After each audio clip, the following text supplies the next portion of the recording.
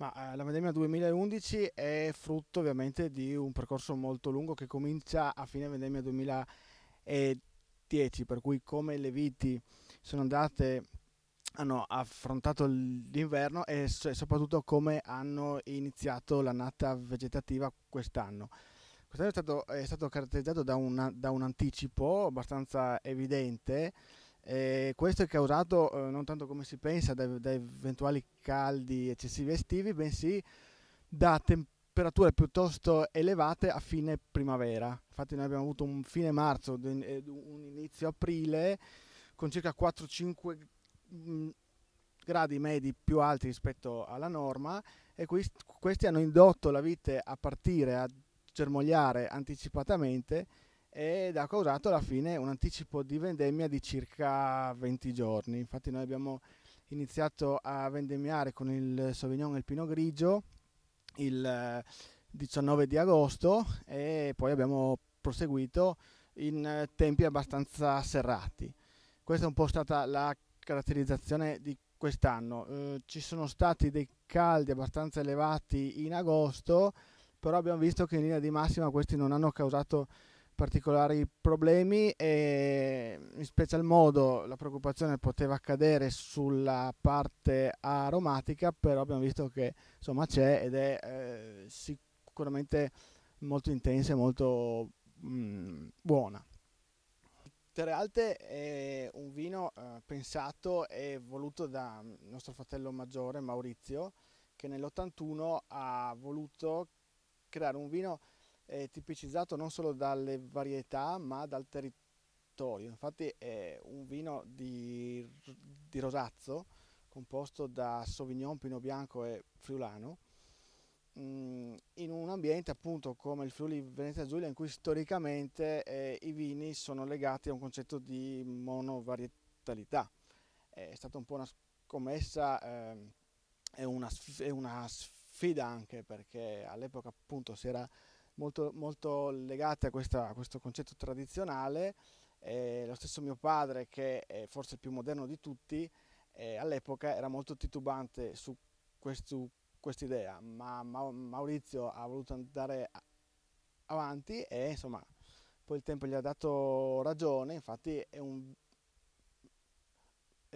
vino che ci ha dato delle ottime soddisfazioni. Posso dire che il nostro vino di punta è più conosciuto. Quest'anno le uve sono già state tutte raccolte.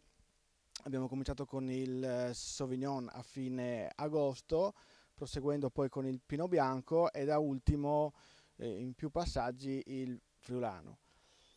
Per scaramanzia non dico niente, però diciamo che le premesse ci sono tutte per fare, se non altro per farlo, nel senso che noi il Terre Alte, come le altre nostre riserve, non le facciamo tutti gli anni, le facciamo solo negli anni migliori, e credo che quest'anno sicuramente ci siano i presupposti per farlo. Non mi sbilancio per i motivi che ho detto poco fa. Il mondo del vino negli ultimi anni è stato investito da due fattori. Certamente la crisi che ha coinvolto tutti, e diciamo questa attenzione verso la guida, perché effettivamente è un problema che va combattuto, e ha avuto un impatto, credo, nel nostro paese abbastanza forte, e quindi sono stati degli anni un po' difficili per il consumo del vino. Attualmente del 2011, diciamo, quest'ultimo anno ha sicuramente delle connotazioni positive legate ad un mercato globale mondiale che si sta in qualche modo riattivando, e anche questo fattore legato alle patenti, per così dire, un po' si sta prendendo confidenza con questa giusta norma, e quindi insomma, ci si organizza, ci si educa, e quindi il consumo del vino non diventa più tabù, non diventa più un qualcosa di eh, proibito, ma diventa un qualcosa di consapevole, di corretto, che è legato comunque al nostro stile di vita, per cui anche questo spauracchio, diciamo, di quello che può essere poi il problema legato all'alcol sta un pochettino ridimensionandosi.